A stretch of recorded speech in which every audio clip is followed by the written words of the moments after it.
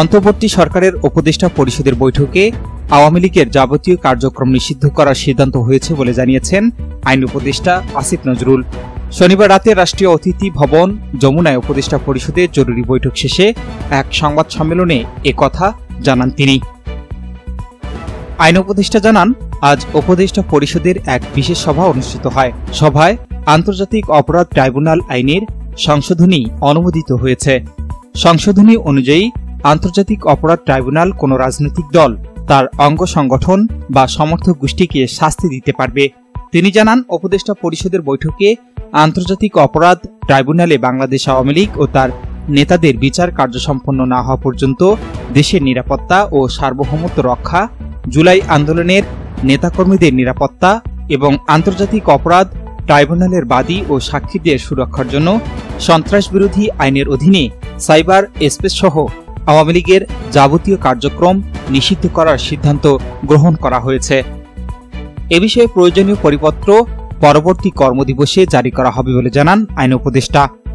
এর পাশাপাশি আজকের উপদেষ্টা পরিষদের বৈঠকে জুলাই ঘোষণাপত্র আগামী ৩০ কার্যদিবসের মধ্যে চূড়ান্ত করে প্রকাশ করার সিদ্ধান্ত গৃহীত হয়েছে বলে জানান তিনি। আজ শনিবার 10 মে 2025 তারিখে উপদেষ্টা পরিষদের এক বিশেষ সভা অনুষ্ঠিত হয়। সভায় আন্তর্জাতিক অপরাধ ট্রাইব্যুনাল আইনের সংশোধনী অনুমোদিত হয়েছে। সংশোধনী অনুযায়ী আন্তর্জাতিক অপরাধ ট্রাইব্যুনাল কোনো রাজনৈতিক দল তার অঙ্গ সংগঠন বা সমর্থক গোষ্ঠীকে শাস্তি দিতে পারবে।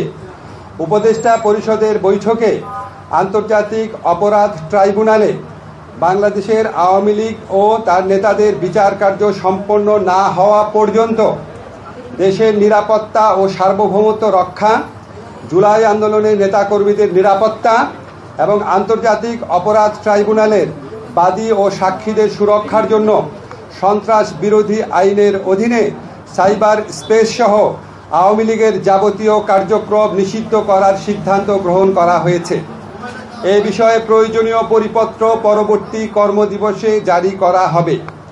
এর পাশাপাশি আজকের উপদেষ্টা পরিষদের বৈঠকে জুলাই ঘোষণাপত্র আগামী ৩০ কার্যদিবসের মধ্যে চূড়ান্ত করে প্রকাশ করার সিদ্ধান্ত গৃহীত হয়েছে।